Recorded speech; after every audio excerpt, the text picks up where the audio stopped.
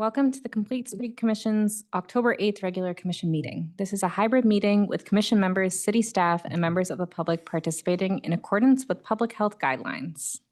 I would like to introduce Complete Streets Commission members and city staff present. I am Chair Athena Yurakomos. Commissioners present include Jackie Sebrian, Meredith Bergen-Bailey, Matthew Raskoff, Scott Herscher, and Kevin Rennie. City staff present include Joanna Chan, Transportation Manager, and Katrine Maki, Senior Transportation Planner.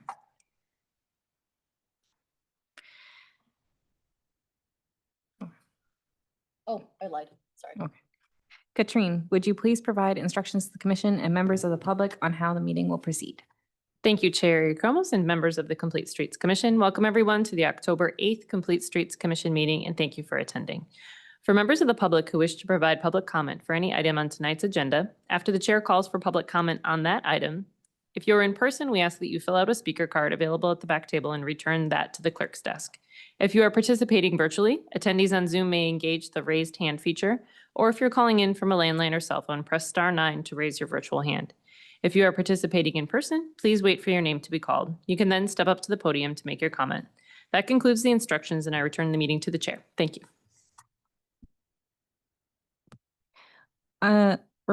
Reports and announcements. Under reports and announcements, city staff and commission members may communicate general information of interest regarding matters within the jurisdiction of the commission.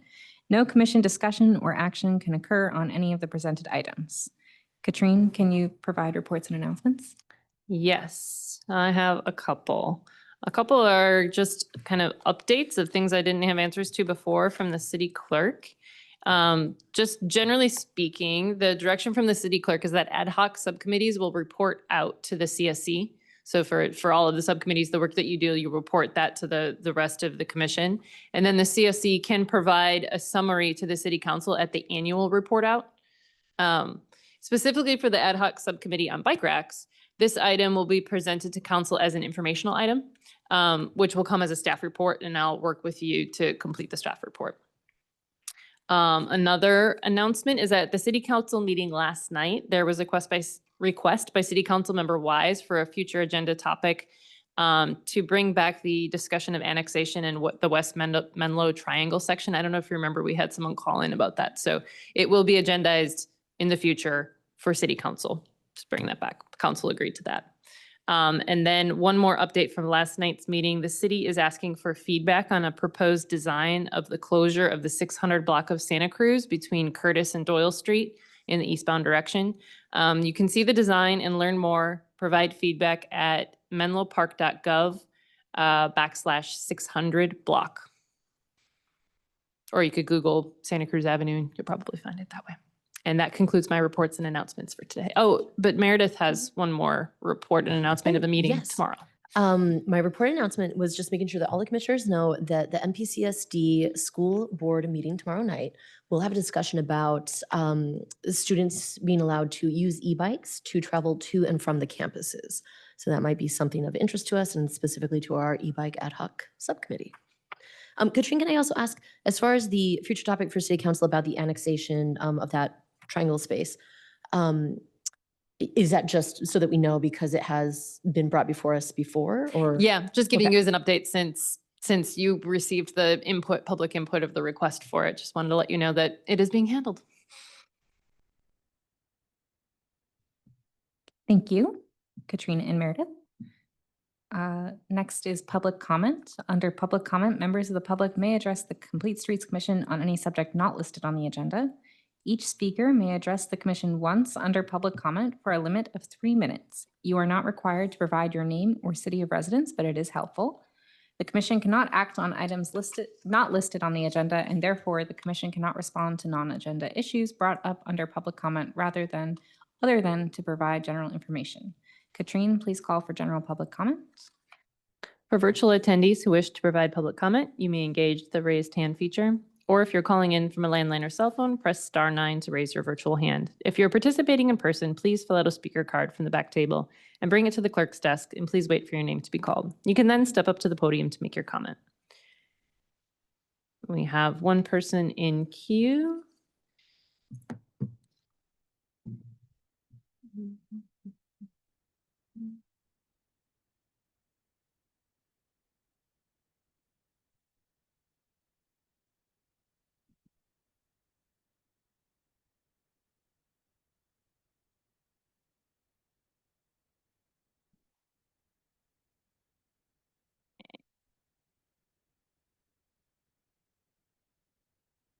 Ken, you're unmuted. You can speak now.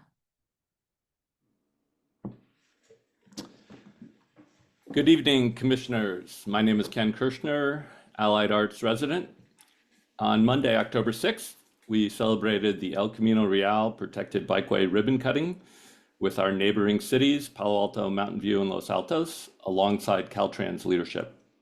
It was more than a ribbon cutting. It was a demonstration that a safe, continuous north-south corridor is not only possible, but it's popular and working today. Menlo Park is the remaining gap. Closing it, especially the Sandhill to Middle segment, can be a straightforward quick build, paint, post, signal timing, and maintenance coordination. This isn't about ideology, it's about safety for kids and seniors, predictable travel for drivers, better access for local businesses, and progress towards our climate goals. I'm asking you to recommend formation of the El Camino Ad Hoc Subcommittee tonight. 2 or 3 members to work with staff, Caltrans, and the neighboring cities on a focused plan and bring back near-term actions by December. Let's turn Monday's regional momentum into Menlo Park's leadership, so the next ribbon cutting includes our city. Thank you for your service and keeping Menlo Park moving safely forward.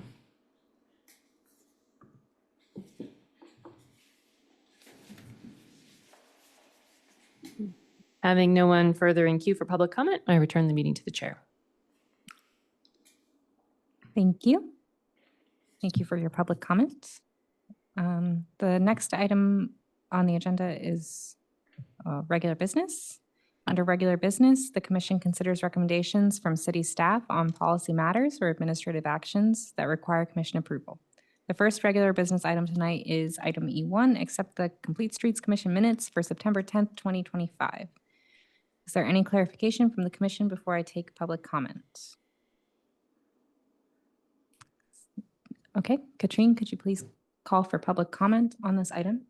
For virtual attendees who wish to provide public comment, you may engage the raised hand feature, or if you're calling in from a landline or cell phone, press *9 to raise your virtual hand. If you are participating in person, please fill out a speaker card from the back table and bring it to the clerk's desk, and please wait for your name to be called. You can then step up to the podium to make your comment. Having no one in queue for public comment, I return the meeting to the chair. Thank you. Do I have a motion and second to accept the minutes? Jackie and Commissioner Seabrain and Commissioner Raskoff as a second. Right. All those in favor say aye or Aye. raise your hand. I guess, yeah. Okay. The next item on the agenda is E2, accept the ad hoc subcommittee bike rack recommendations. Commissioner Bergen Bailey and I will introduce this item.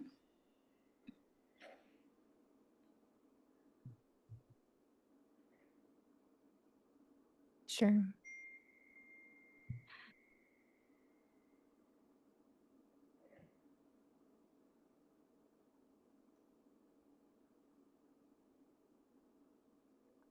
Okay, so we'll be going through, this is an updated version of the presentation, which we went over quite briefly at our last meeting. So please feel free to interrupt us with questions and comments and points. This is, I think, the point at which this is like our report out, I think, so. And this will then end the Bike Rack Ad Hoc Committee, is that correct? Okay, perfect, thank you.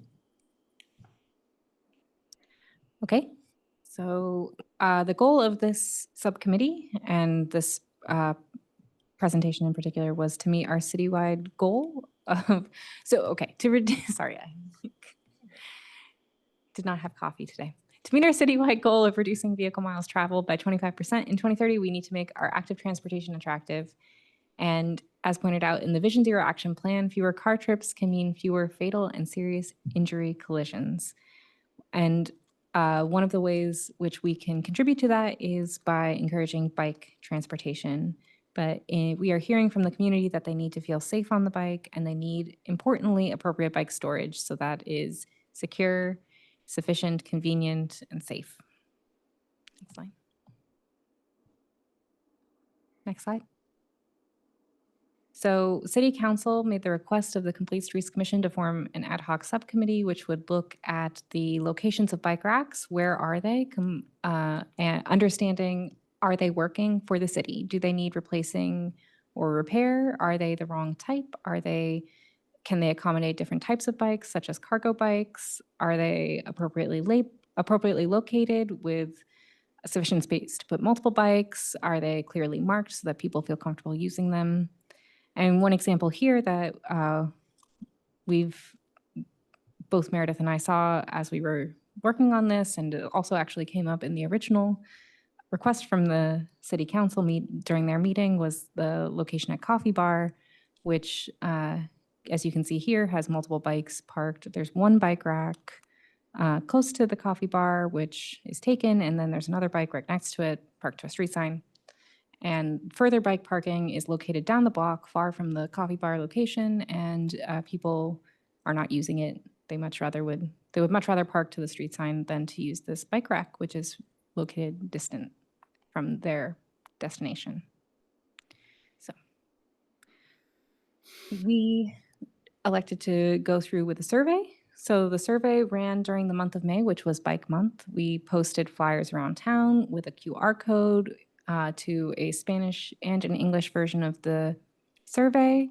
We distributed the survey through multiple channels, including newsletters, social media, school emails, council emails, word of mouth through our networks, and all of that. So we got quite a good number of respondents. So we had the first question for the bike survey was, do you bike in Menlo Park? The second question was, if you bike in Menlo Park, what kind of bike do people in your household use? And what we saw was that a large fraction of these people who responded to the survey use bikes which would not necessarily fit in a standard bike rack. So things like cargo bikes, scooters are difficult to lock, bikes with trailers or tandem bikes, bucket bikes, all of these things might take up more space. But this was useful information as we took children's bikes also need different bike racks sometimes. Useful information as we went through the rest of the survey that there was a large variety of bikes being ridden in Menlo Park. Okay, so one of the main concerns that came up during our survey was that there might be bike theft from bike racks, from different bike racks around town. So we looked up information or asked the Menlo Park Police Department for information about the bike thefts that occurred in the city. And what we can see is that on average, something like 80 to 100 bikes have been stolen in the city over the per year. But this is about 6 to 8 bikes per month, bike thefts per month. But most of these were from homes and garages and carports, and not in city racks from racks around the city. And 40% of these thefts were actually from unsecured bikes. So locking them in the first place is a very important thing, and having the ability to do that in a place where you can, where you feel safe accessing your bike, but if it's raining or if it's dark, is important. Yes. Just to Claire, I don't know if it's in the data or not, but I was wondering as I was looking at it, like the 40% that were unsecured bikes, does that include the 55? Is that part of the 55% that are in their garage, presumably unsecured, or is the garage count as secured? Even though Correct. So we got the information from MPPD. They didn't tease it out, but my understanding from them is that this is an umbrella, and some of it was unsecured within a carport or a garage that might have been open or somehow accessed. Right.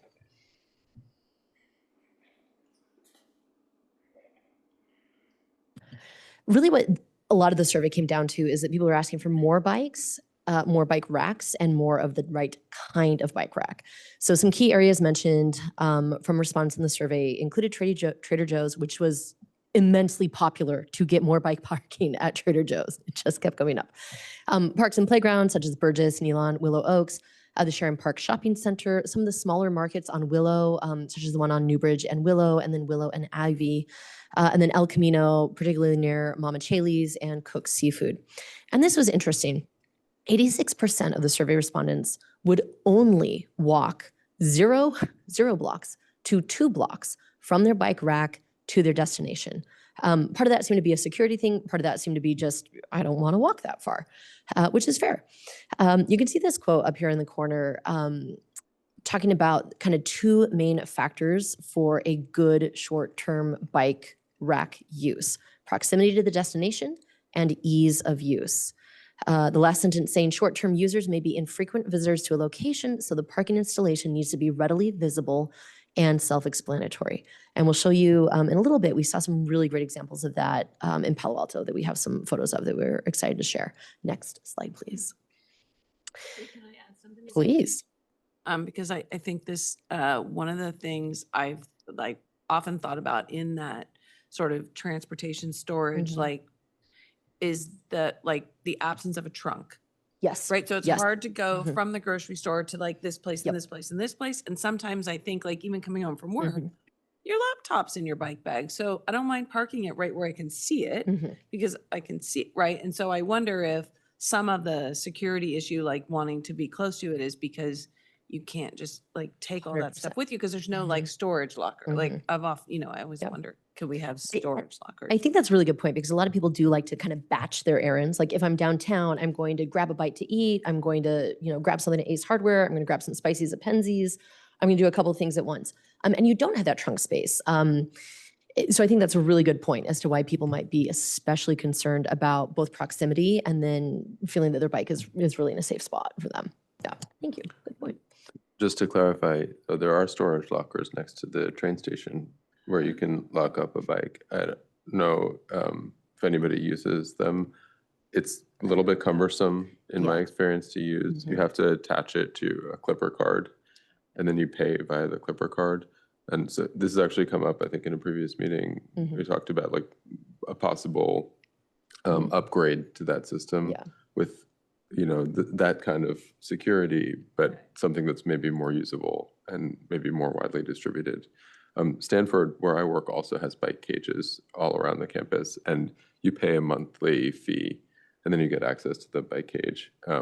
I use that when I teach at night, for example. I'll lock up my bike, not in a regular rack, but in a closed cage that's inside a covered garage. I love that you brought that up, Commissioner Raskoff. As I was out actually downtown looking at some of the bike racks, we received some complaints about some specific racks that were damaged or in some way not working. So I went out to take a look at them.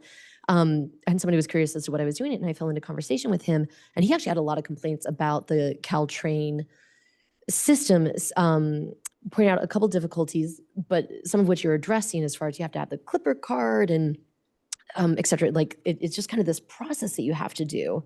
Which I think if you were a habitual cyclist to downtown to do your errands would probably make sense. But back to that quote that we were reading from, for someone who's an infrequent user, cycler, or somebody who maybe wants to do it more, might see that as a real barrier to access. I mean, just hearing you describe it, I don't want to do that. Which I think just feeds into the point that we really want to, if our goal is truly to reduce VMT by 25% in 2030, we really have to make this attractive and non-cumbersome, so that just the average person would feel comfortable and able to come to downtown or to come to Burgess and do whatever it is that they need to do. Anything else? Okay. So in addition to more bike racks, multiple times the comment came up that the city really needs better bike racks. So here I am labeling the Wave bike rack as bad and the Staple bike rack as good. So current best practice is that a bike frame should lean against or have contact with a bike rack at 2 points. And that's not possible with the Wave. You can't even avoid it with the Staple, which is great. Issues with the Wave include, it's very hard actually, I have my notes. Hold on. The Wave forces some cyclists to push their wheel over the bottom portion. This can be difficult for children, the elderly, those with heavier bikes, e-bikes, cargo bikes. For a lot of cargo bikes and bucket bikes, it's actually probably impossible to get the front wheel over. And it's also very difficult for bikes that are bulky, or again, the bucket bikes or some of the cargo bikes, to go under the portion that you can go under. Whereas a staple bike rack can accommodate a bike of any style. So again, we are calling the staples good and the waves bad. Next slide. Oh, Just a point of clarification. So when you're parking your bike at the staple, you're putting your bike parallel with the staple? And so Correct. that's the 2 points of contact. Thank So in the wave, you're going perpendicular to that wave. So that's why you would only have Mhm. 1 point of contact. correct. And I did actually, as soon as I started working on this ad hoc committee with Chair Eric Comas, I, just started looking at bike racks everywhere, and I saw a decent amount of people actually using the wave in the way that the staple is meant to be used. So then they're taking up too many spots on the way, either because maybe they don't have a kickstand, or, the bike is just more secure that way. So I think, again, maybe just another reason why the staple racks would hopefully be the way that we can go as a city in the future. Next slide, please. I want to pause and talk about cargo bikes for a minute. Cargo bike parking is really lacking across the city. Cargo bikes are large, they're heavy, they need larger parking spots. They're really difficult to maneuver onto sidewalks or into small spaces. And this is really going to be important for families accessing parks, the library, the pool, gymnastics, or some of the family-oriented businesses downtown like Cheeky Monkey, Rabbit's Foot Craft Store, some of the restaurants. It's one thing for an adult to grab their bike and go somewhere to shop or meet friends or recreate. It's another thing to get one or more children on a bike with their helmets securely fastened, their shoes on, plus all their gear for swim or soccer or the library. It is so much easier to toss children into a car along with all of their stuff. If we want families to seriously consider active transportation and thus reduce our overall VMT, as is our goal, we must make it an attractive option. And the Stanford Mall is doing a really nice job of that. So this is the picture here is an example of one of the multiple cargo bike parking spots at the Stanford Mall. They're spread out, they're marked. You can see cargo bike only. They're very well located, and they're really attractive to families biking around in a cargo bike. Next slide, please. The location of the bike racks makes a difference. We found this one particularly interesting. This is in kind of the Big Five BevMo shopping center. The only bike racks, except for these two staples that are kind of small in the Big Five photo, for the entire complex are the ones in the photo on the left, which are the wave. It's attractive. You can tell that somebody thought it through, but maybe not someone who's a cyclist, because they're kind of tucked away in a corner. Again, like it's well maintained. It's fine. It's just not close to where you want to do your shopping. So I thought that this was kind of an interesting example of something that some design effort was put into, but it might not be what the users actually want. Next slide, please. Sorry to interrupt Oh, on yeah. that as well. I think important on this one is the lack of labeling as well. I think I had been going there for years and I had never seen it. I was going to say the same thing. I was looking. I eventually just took my bike into Staples with me, but, Oh, wow. right, which I'm not the only one. Mhm. There's like, Mhm. but it was funny. I was looking and like, really, is this the only bike rack is way down here by Big Five? So like, I've never even seen this place that Yeah. you suggest is there. Yeah. I believe you. Thank you. Just another one of those. I walk through this area every day because I live across the street. I didn't know that was Yeah. there. Yeah. I'm glad everybody knows where they can park their bikes now when they go to BevMo and Big Five. Perfect.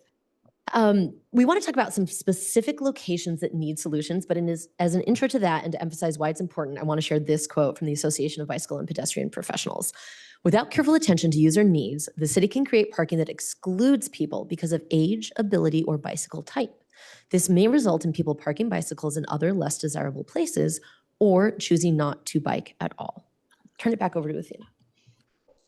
Yeah, so I'll go through a couple of examples. So first of all, here, this is our downtown, and this is a GIS map of all of our bike rack locations, put a screenshot of the GIS map that was put together by Adrian Silva. And so we have a lot of bike racks downtown. I think that that people in our survey, downtown popped up quite a lot. But yeah, so there's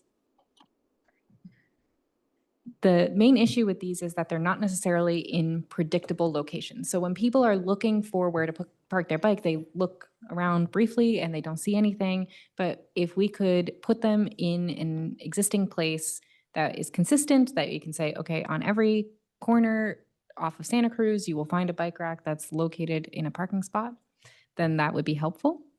I've labeled here with green arrows some key locations which I think could use, or we think could use the increased bike rack parking. You'll see Trader Joe's marked there.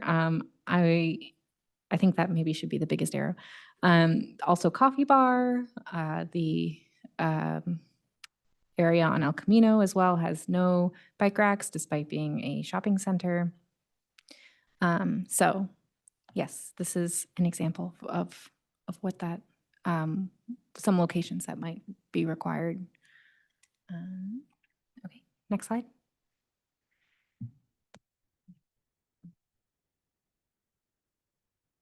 Okay, so this is an example of what we could use to sort of encourage biking downtown.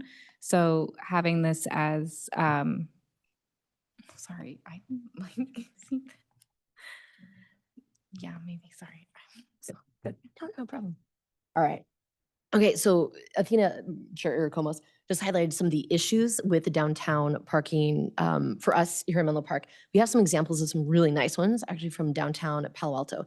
So some solutions that we're looking at are signage, like labeling that this is where the bikes go, consistent placement of bike racks. As I've spent an afternoon walking down there, on one block, there was a staple style bike rack about every 30 to 40 feet down that block. The very next block had 2 total, and they were right next to each other in the middle of the block. So we just don't have that consistency as far as the placement of the bike racks. And then again, the type of bike racks are not consistent either. Sometimes we have a staple, sometimes we have a wave, sometimes they're the super cute ones that actually look like a bike. So at least that's like really obvious that it's for a bike, which is super fun. But there's not that consistency of the type that you're gonna have, which again can impact not only the type of bike that you can lock up to it, but also the type of lock that you can sometimes use. So we're having conversations currently about revitalizing downtown. We would love to encourage that any plan for downtown can include a consistent bike parking plan, highlighting that having a protected bike corral on every right corner would provide predictable parking for any potential cyclist. It would provide the following. It adheres to recent daylighting laws that preclude parking close to an intersection. A corral with staple-style racks allows for bikes of all types. A soft entrance into the corral allows all bike types easy access without being dragged up on the sidewalk.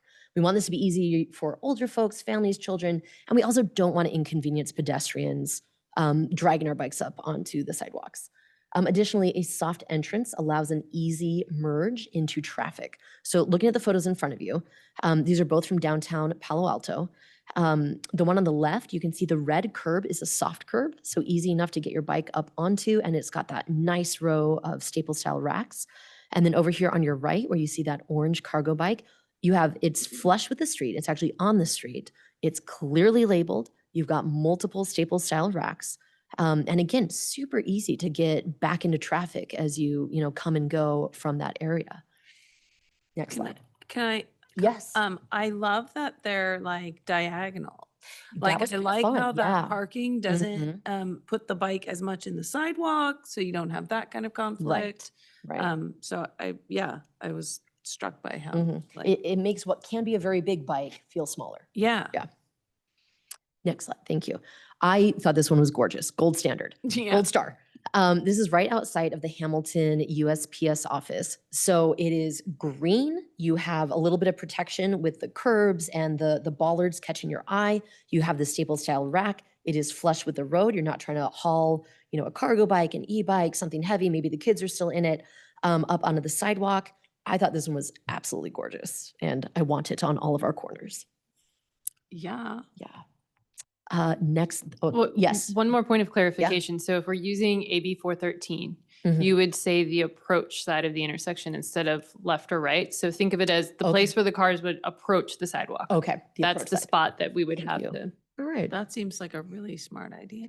I think it would really lend consistency to any of our areas if that was where we consistently had our bike corrals. And it meets two goals, right? If daylight is supposed to keep pedestrians safe, and it also like puts more people in that area to like, hey, people are here.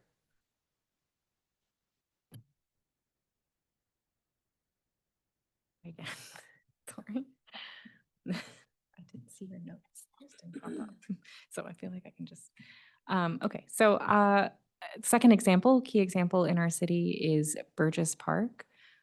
So Burgess is heavily used biking location, actually. A lot of people are biking to Burgess as it stands. However, almost all of the bike racks in Burgess are wave type, which we have previously categorized as bad.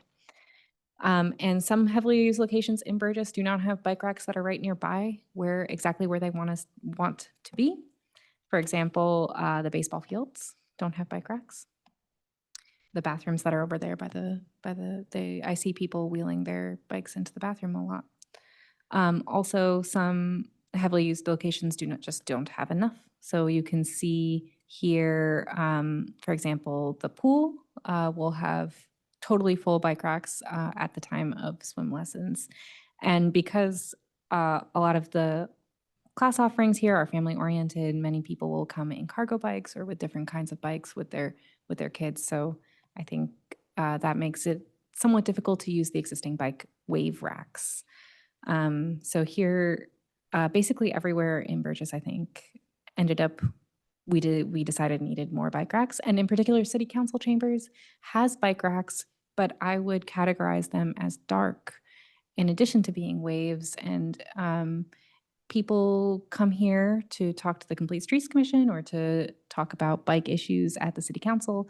And they are parking their bikes in it just maybe not necessarily the most welcoming bike rack parking for our city.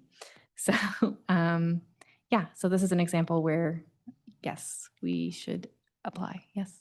I was just gonna ask, was it considered lighting for bikes?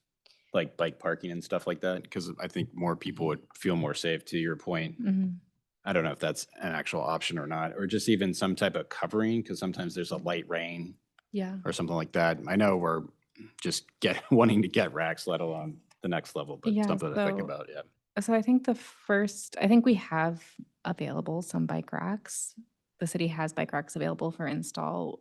So we're looking for like quick implementation of those. And I feel like lighting would certainly be a larger project, but I don't know, maybe Katrine can speak to the possibilities of being able to do that kind of thing for places like, council chambers and stuff. Yeah, I mean, there's a couple different levels. It could be a standard to say, like, if we're going to put in bike racks, let's put it in areas that are well lit, like from this point forward. Having it covered would be hard to achieve because typically the ones that we're going to have control over will have to go in the city right of way. So a lot of your recommendations are on private property, Trader Joe's, for example. So there's city right of way probably along the roadway frontage, but not covered then. So there's some trade-offs there.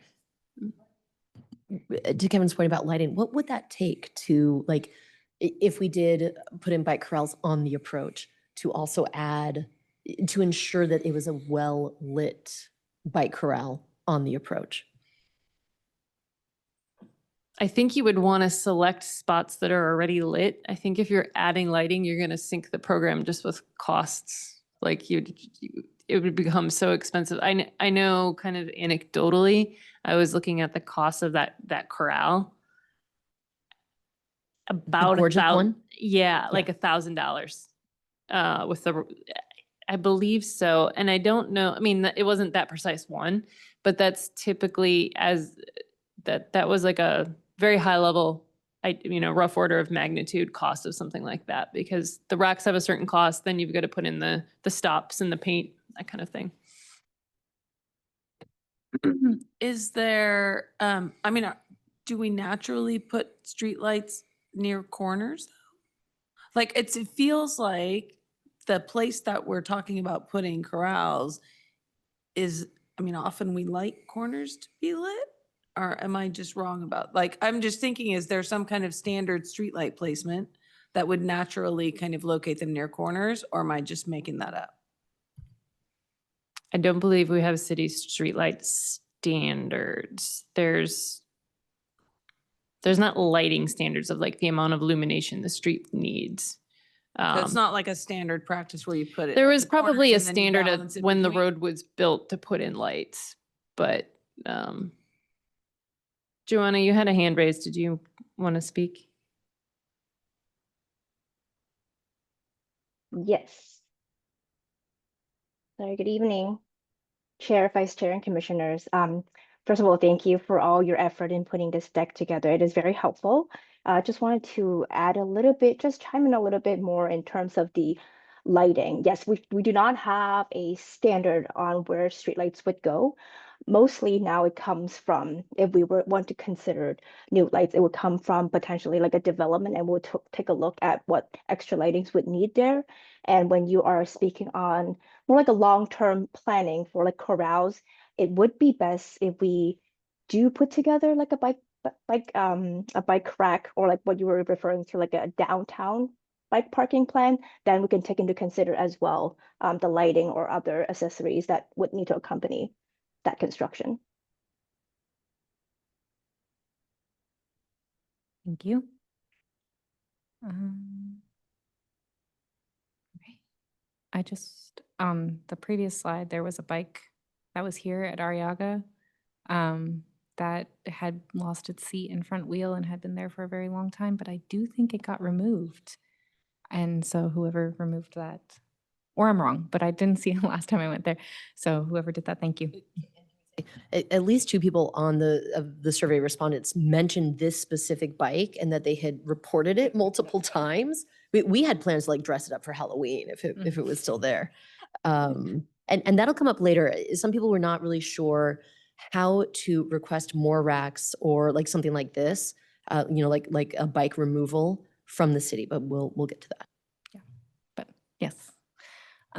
Okay, so these are pictures of bike racks at Burgess. So this is at the pool, and as you can see, there's a couple of cargo bikes. There's a bike with a basket. There's bikes falling over. It is, it is definitely in need of more bike locations. Apparently, there has already been another bike that was there for a couple months and had not been removed. So again, contributing to the theme of allowing residents some mechanism for reporting that. So. Can I say something about this too? Yeah. It's so much. I love your presentation. It may really like, I also like, as I'm looking at this, realizing that kids are much more likely to leave their bike unsecured if the bike rack is full and it's too hard to lock up and they didn't really buy it anyway. So like, they're just gonna toss their bike in there and assume it'll be fine. But like, that's how we get those unsecured bikes, is by not providing space for them to make it Mhm. easy. Yeah. Because kids are super impatient. Yeah, we didn't include anything in here about children's sized racks. I don't know what the consensus is on those. Yeah, okay. Okay. Yes, and this is, oh, you already sent it. This is more wave style bike parking, and yeah, there is on this bike rack one bike parked perpendicular to the wave, taking up what could be space for probably 5 bikes. And additionally, the cargo bike, which wouldn't fit in the wave. So that's off to the side, secured to itself, I believe, but not to anything fastened into the ground. So yeah, not a good setup. Can I ask a question? Mhm. If there's 12 bike racks that we have to place, would you prefer to take out the waves to replace them? or just not, someday they'll be phased out, but if we add any new, we never do a wave again. Kind of clarify that recommendation might be useful. All right. Yeah, so the solution would be to either replace them or complement them. I don't know how Commissioner Bergen Bailey feels about this, but my personal opinion is that we should complement them. They are, less efficient uses, but they are still secure if you use them probably parallel.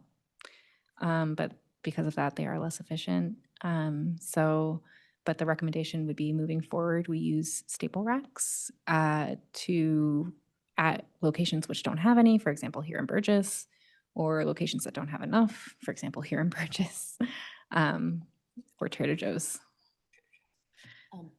Engineer Monkey, could you go back 2 slides? One more, yeah. So this one, you've seen 2 different sides of kind of the Burgess Pool Gymnastics Complex. This is kind of the interior side. And I think it's frankly more popular because it feels a little bit more protected because it's away from the street. So I think that's why this one is almost always very, very heavily used. But you can see that they just poured a cement pad, installed the wave. So I do agree with Chair Irakomos. I would just pour another cement pad and then just do a series of staple bike racks there. It just feels not eco-friendly and kind of wasteful to pull things out. I think my personal opinion would be to just complement them with the staple style rack, because the waves can be used by specific bike types, and then you could have the staple racks for other bike types.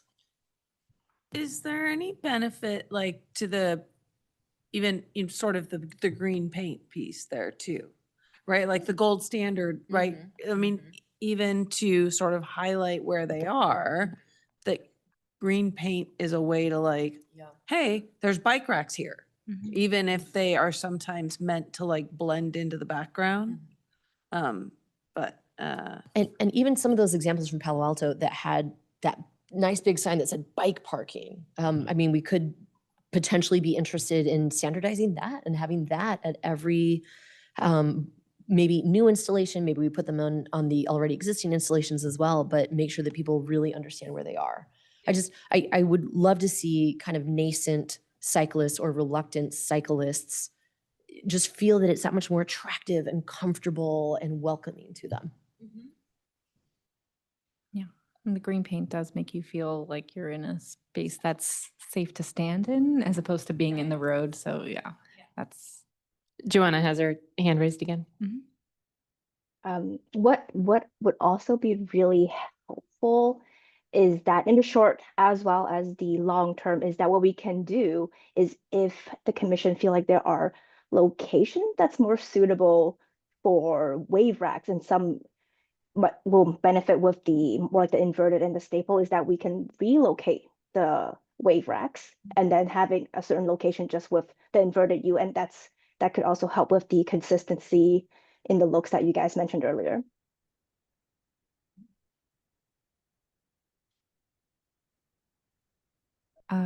Sorry, just to follow up on that one, is that something that we can get back, like put in as part of our recommendations? So to restate that, we could take the wave racks out of where they are now and put them somewhere where it might make more sense. Is that Correct? Okay, thank you, Joanna. Commissioner Rennie? Sorry. I was just going to say, based on your survey, so many people were Trader Joe's. So why don't we maybe go full on and set the standard at Trader Joe's, because so many people are going to see it and maybe get a little PR from that. And then say, this is what we're trying to push. Will you help us support it? And then hopefully that will, continue on. So I think to Engineer Maki's point, Trader Joe's is privately owned. So the staple, there are staple racks along the sidewalk. I mean, if they were willing to give up like a parking spot to create kind of that gold standard, but that would be a decision that they would need to make. I do 100% want to go knock on their door and just be like, you guys are very popular. I think in the last meeting, Azalea Mitch said that there was an investigation of whether some of the car parking could be turned into bike parking in front of it. I heard her say that she was looking into that also. And that's kind of the Hamilton post office model that looked like it was a former parking spot that was painted green and turned into bike parking. If there's one street parking space that's like isolated and every once in a while they have cones there because they don't want anyone parking and I don't know why. It's to facilitate, I think, a delivery truck to get in and out of the driveway. It had something to do with turning in and out of the Right. driveway, something So like could that. we take half of it?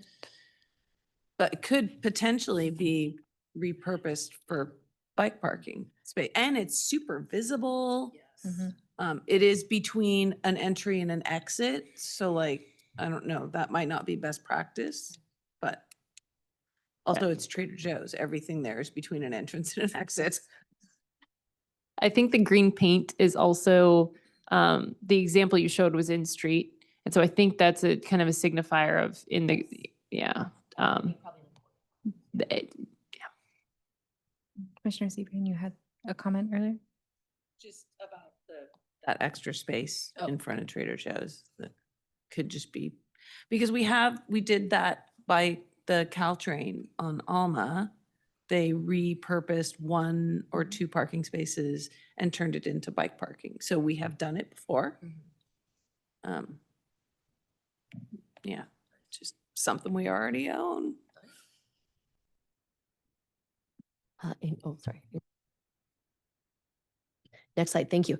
So this did come up a couple times, like how should bike racks be requested, or if they're broken, or a broken down bike lingers on the racks, how should that be reported? What we were hearing from the survey respondents is that they were trying to use C-Click Fix, and then that was not, specifically that one over by the Arriaga Center lingered for months. Somebody on the survey said they had reported it like 2 or 3 times.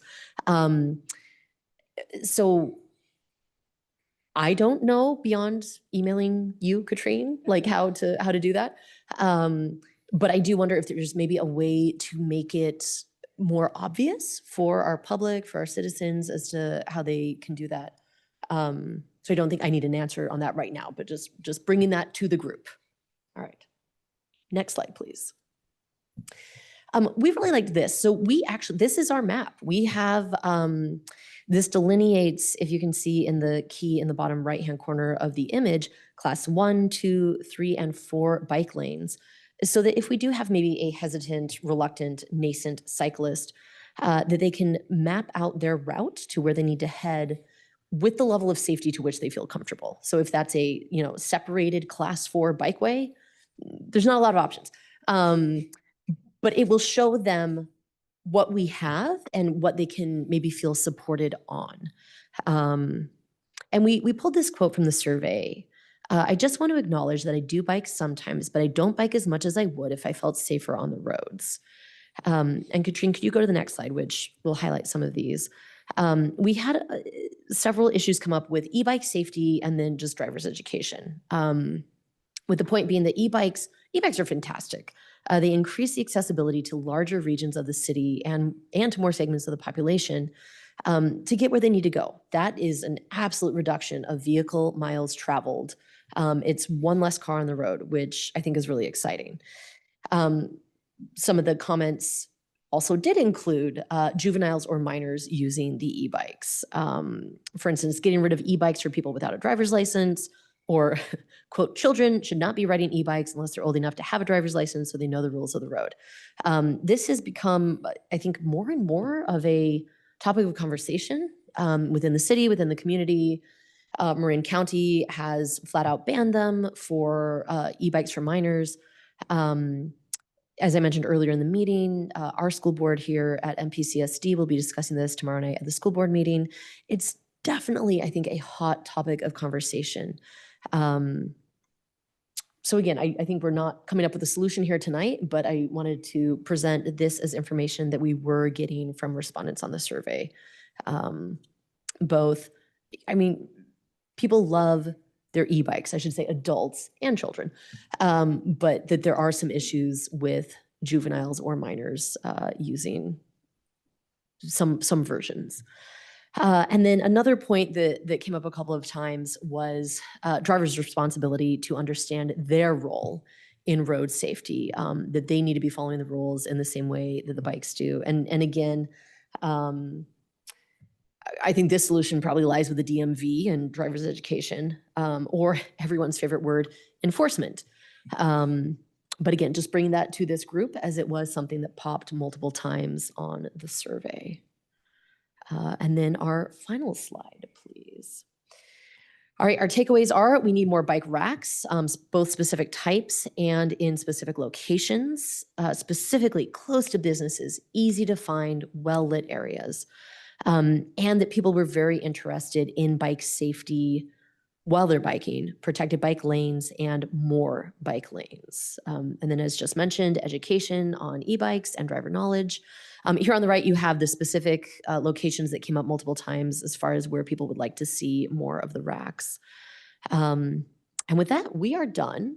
And I think our next step is to work with Katrine to create a report out to City Council. But do you as commissioners have any other feedback for us or anything that you would love to see included? I mean, clearly we're depending on the survey, but is there anything that you saw? Yeah. Just after we were looking at the picture of the bike racks at Burgess, is it possible that those wave racks are more well suited to kids' bikes than they are to adults? So as we were thinking of where the wave racks might be relocated, it looks like the Burgess rack, it's full, but if it's just kids' bikes, they may tend to fit under it or over it easier. So I guess one curiosity is if you have a place that's going to have a lot of those, would that be a good spot to maybe consider? Or is it not the best? There's a wave rack at Lower Laurel and I cannot get my kids' bikes locked to it. In fact, I'm one of those people that go the Okay. opposite way. So Okay. it might depend on the size of kid though. So I've got pretty little kid bikes at Lower. So you could pretty much put the wave rack outside someplace where people just don't ride e-bikes. Honestly, I think the wave racks are best for your average adult non-electric bicycle, which is just what we as a community, we certainly use, but we're seeing a lot of these other types. And 89% of the respondents have one of those bikes. So they're just not riding them maybe. Maybe a coffee bar or something. Yeah.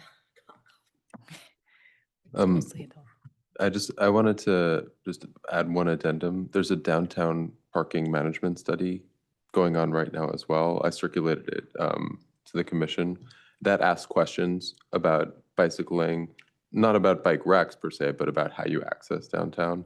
And I think that'll be important for calibrating how much space is allocated towards car parking, bike parking, and other facilities, pedestrian facilities, for example. So first of all, I would encourage everybody who's listening and also to include in the minutes the link to the downtown parking management study. I would encourage the commission also to respond to it. I did as well. That's specifically for the downtown area. But it's in addition to the 600 block of the Santa Cruz study that's going on right now. So it might have some additional information that could inform some of our thinking. I don't think it'll be in time. And I think some of these, if it's really only $1,000 to put in one of these racks, there's no reason to wait for that.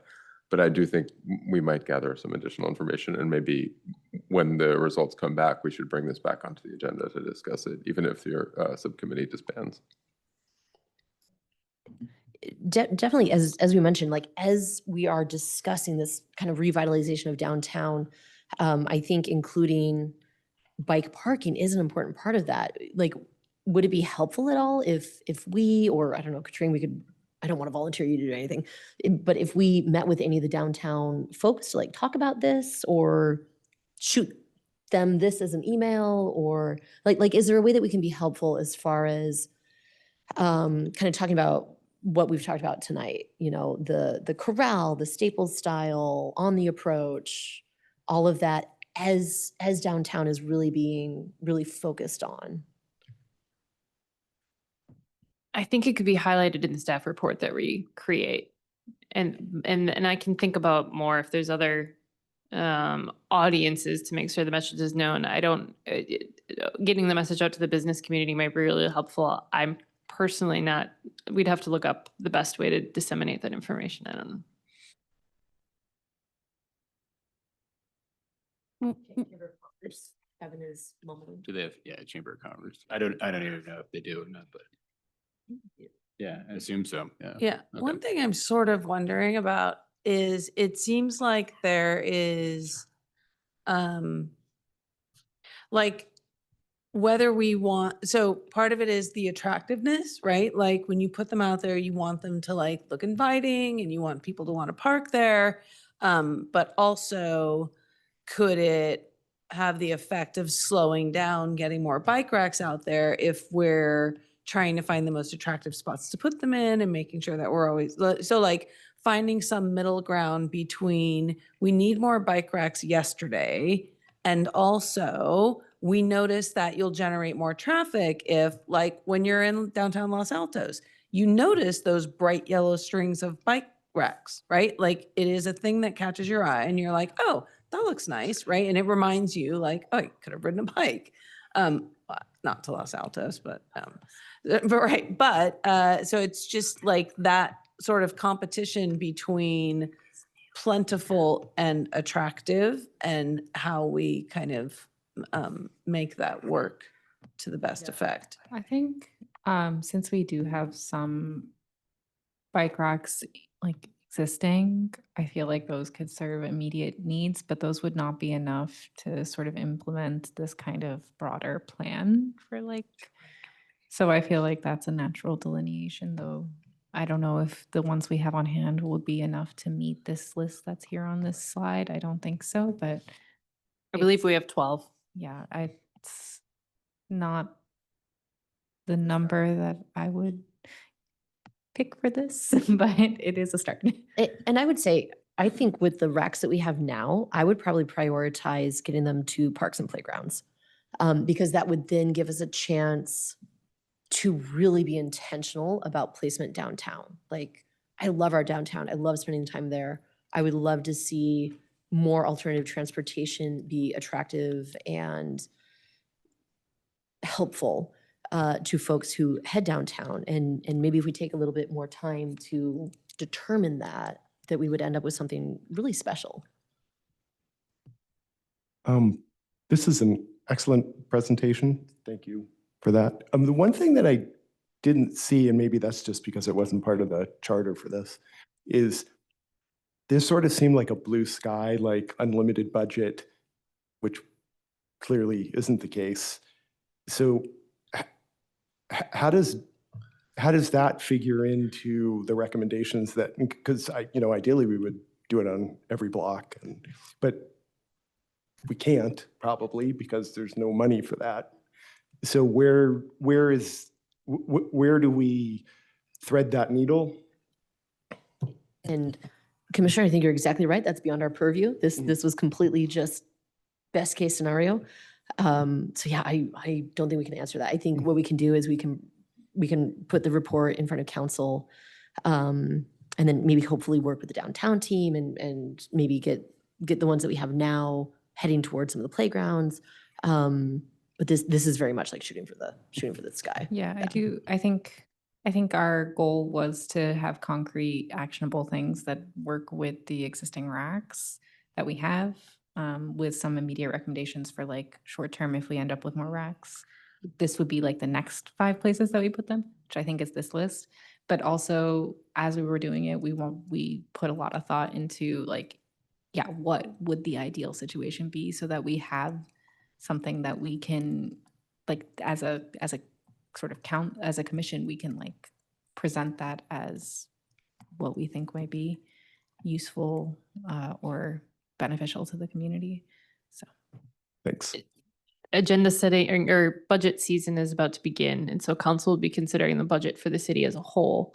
And that's where it could get considered of the laundry list of requests versus the realities of the budget. And that will be a council decision. Can I add one more thing? I think it's probably the last one. Is like ideally, if induced demand can in fact work for forces of good, like then it seems like this part, like what I think I would kind of add to this is if we do this right, you're going to need more of it. And so like, you're just going to need to remember as you look at all of these spaces, if they're popular now, and we make it easier for bike parking and we make it easier for people to get safely around town, you're going to need more. So like start thinking about that now, even as we're adding to it, because we think that it will hopefully make more. And so we don't want this to be like, once we do this, we're good. Like, that's just today. What I'll say on that induced demand point is that I don't know, when I bike in Palo Alto now, all of those in parking spot racks where they'll have like 3 or 4 of them. Like half the time I'm down there, they're all full. And that was definitely not the case when they started putting them in 10 years ago.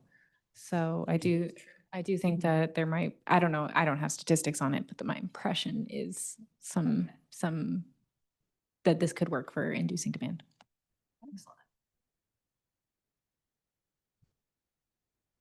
Also, great presentation. Honestly, it was very fun wandering around all the towns I ever go to, just looking at bike stuff, just looking at the racks everywhere. Okay. So I think this concludes the ad hoc subcommittee for bike racks. Ask for clarifying questions and then public comment. Oh, That'll be. So, yeah. okay, sorry. I have, okay. Any clarifying questions from the commission? I think we've done that as we went along. Katrine, please call for public comment on this item. For virtual attendees who wish to provide public comment, you may engage the raised hand feature, or if you're calling in from a landline or cell phone, press *9 to raise a virtual hand. If you're participating in person, please fill out a speaker card from the back table, bring it to the clerk's desk, and please wait for your name to be called. You can then step up to the podium to make your comment. Having no one in queue for public comment, I return the meeting to the chair. Any further commission discussion? Thank you guys for your feedback. Do I have a motion and second to accept the ad hoc subcommittee bike rack recommendations? Commissioner Sebrian and Raskoff again, just because I was looking that way. Sorry. I'm sorry. Please raise your hand to vote. All right, now we can conclude the bike rack ad hoc subcommittee. Okay. We'll move on to item F, informational items. Under informational items, city staff provides an update on matters of importance to the commission. Informational items are not action items. However, a commissioner, city staff member, or a member of the public may request to make a comment or ask a question on any of the informational items. The first informational item tonight is F1 update on major project status. Katrine, can you please give us any updates? I have one just to give you a heads up that we were planning to provide a department overview to the Complete Streets Commission in the next few months. So end of the year timeframe will be an overview of projects that have been completed and projects that are coming up. I think that the plan is to have it as an opportunity for public comment, public discourse on some of those projects. So we'll be working on making sure the word gets out. Maybe we'll fill the chambers with excited attendees. Okay. And that concludes my update on major project status. Thank you. Can you please call for comment on this item? For virtual attendees who wish to provide public comment, you may engage the raised hand feature, or if you're calling in from a landline or cell phone, press *9 to raise your virtual hand. If you're participating in person, please fill out a speaker card from the back table, bring it to the clerk's desk, and please wait for your name to be called. You can then step up to the podium to make your comment. Having no one in queue for public comment, I return the meeting to the chair. Thank you. I had one question, Oh, just sure. from last time when we had the Caltrans, Samtrans presentation. I asked them about when Menlo Park was due for an asphalt upgrade. And I just wanted to pick up on Ken Kirshner's question earlier. And I was wondering if Katrine had heard anything from them. They said they would get back to us on when we were up for the schedule. I believe it's once every 2 decades. But it is important because that's how the Palo Alto stretch was funded. It was rolled in, as they were describing, to the regular cycle of road improvements. And that's how they paid for it. Yeah, I've seen maps of scheduled updates and I don't see a map that highlights Menlo Park with a date. So I don't believe there is a date set. I think that the date will get set through the process that they're doing right now, which is the project initiation document. So I think that begins the queue. So I think a date, I think it's TBD right now, to be determined. And a date Okay. will get set as the process begins. Okay. Could I just ask for like? maybe Yeah, they didn't regular get back to updates? me, so I They don't didn't get have, back. yeah. Okay. Is there any way that we could reach out to them for both this, the document that you just referenced also, so that we can find out? Or if the people who presented last time? Yeah, I can ask. There is a Grand Boulevard Initiative website, but again, I don't think you're gonna find a date on there. I can follow up with Caltrans, and if I get a date, I'll let you know, but I don't get your hopes up. Thank you. So the next item is committee and subcommittee reports. If any existing subcommittees have any reports? No. And so I will adjourn the meeting at 7:39. Wow, almost. That was impressive. Mm. Probably could have been under an hour. Seems like I had something to say about everything. Meredith, I know you attended the city council